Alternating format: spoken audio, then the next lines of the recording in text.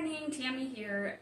I am getting the kids' breakfast ready. I'm going to be waking them up soon to get them ready for school. So every morning I always make bacon and eggs, and I just like to send them off with protein, like a protein breakfast. So this is just the easiest thing to do, is just eat the bacon and eggs. So I always wake up early. Not that I really try to or want to or think that that's a great thing to do.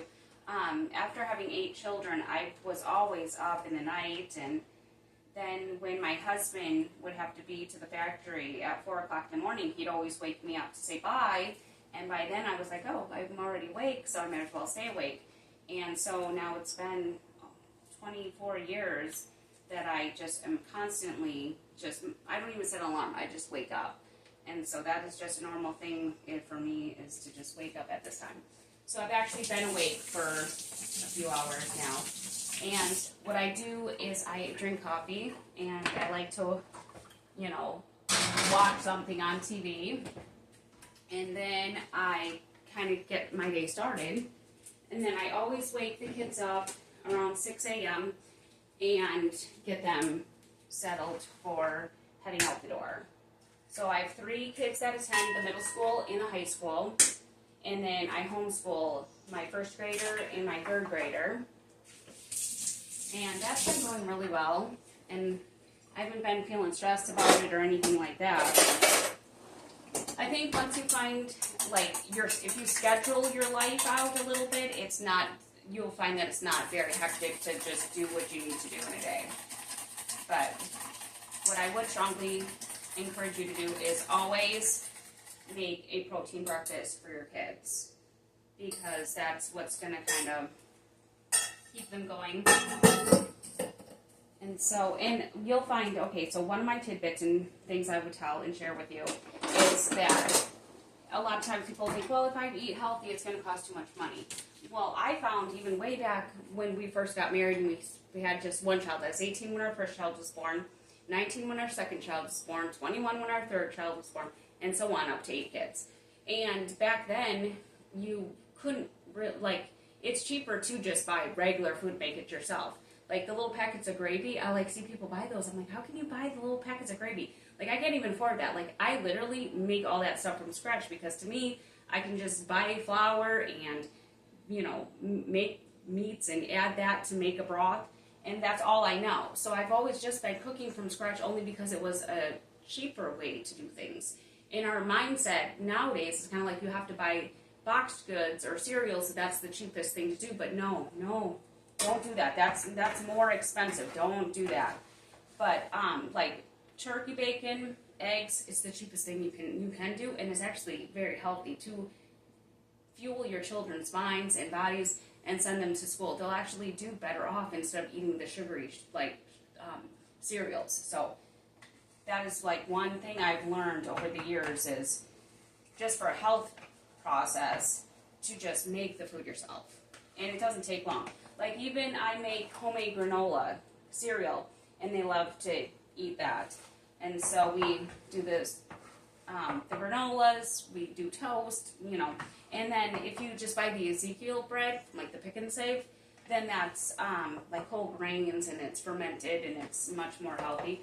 And your kids aren't going to want to eat it at first, because they're used to white bread or whatever. There is a transition period, but if you stop buying those foods that you're oh, my child won't eat unless they, they're accustomed to eating, Fruit Loops every morning, now they won't eat anything but Fruit Loops.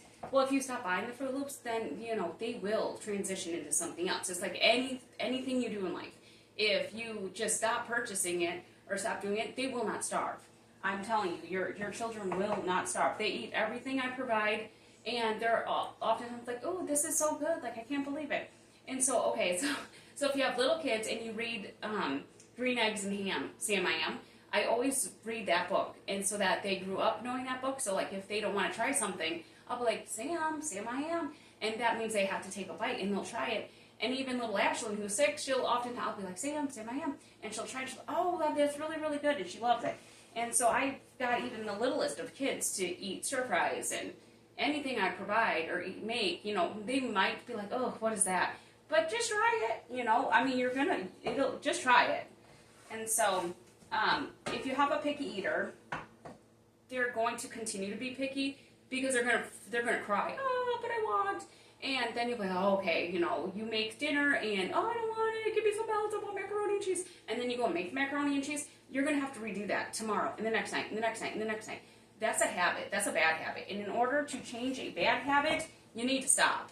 And so once you stop doing all that and just say, listen, this is what I provided, you don't have to eat it if you don't want to, and that's their choice. They are going to be hungry and they'll come back. Next time, they'll eat it. So your child will not starve, because oftentimes I hear, but they're going to starve to death. Show me, really? No, the child will not. That's not even possible. I mean, you have people who really are really super hungry and they're eating out of garbage cans and stuff. So I'm telling you, as like a real person, your child who lives in a home and has food, they're not going to starve to death. They will eat the food. So that's where we're at. Just making different choices is what it comes down to, and just encouraging your children to just, and you have to do it too. Like if you have to be consistent with who you are. Like if you're the type of person who's going to go to Starbucks and get the coffees and the donuts, and you're telling your child, oh no, you got to eat, healthy, and you're not. That's not fair. You all need to be on the same page. You all need to be eating the same foods.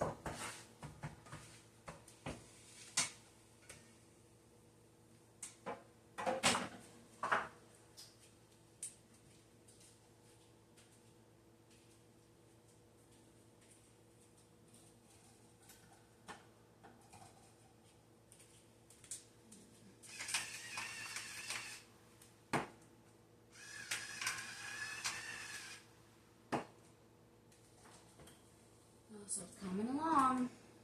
So in this, it's 5:45. And so when I wake them up at 6, then I already have the food ready, plated up, and then they eat their breakfast, and then they start getting ready for school.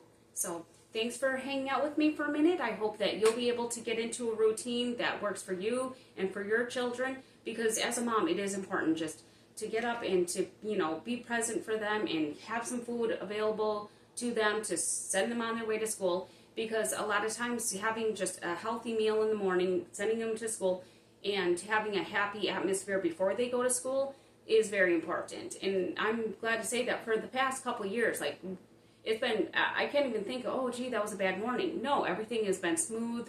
I have them lay out their clothes the night before.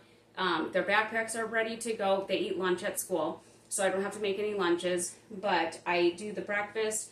I make sure that they are waking up and happy. I help them with their hair, make sure that they're clean clothes on, their shoes, their socks match, and all that jazz. And, it just makes for them to have a happy day at school. And that's what it's all about, is just creating environments and safe moments and happy moments so that when they do leave the house to go to school, they're happy. They're not going to school and they're sad or they're hungry or they're disgruntled about how the morning went.